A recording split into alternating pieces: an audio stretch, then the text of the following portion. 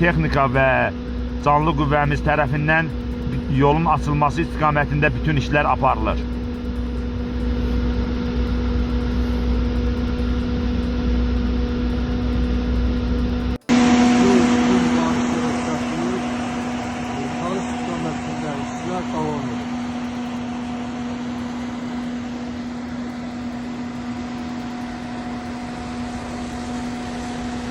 Çovğun nəticəsində Qobustan rayonunun Təkilə-Sündü Xilmilli avtomobil yolunun hərəkət hissəsi qarla örtülüb. Nəqliyyat vasitələrinin hərəkəti çətinləşib. Bu barədə Azərbaycan Avtomobil Yolları Dövlət Agentliyi məlumat yayıb.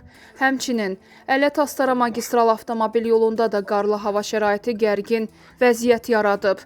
Lənkəran-Leyrik avtomobil yolunda da güclü və intensiv qar səbəbindən yolun hərəkət hissəsi qarla tam örtülüb. Qeyd edilib ki, yolların qardan təmizlənməsi işləri aparılır, sürücülərə köməklik göstərilir. Cəmaata köməklik edirik ki, yolda qalmasınlar.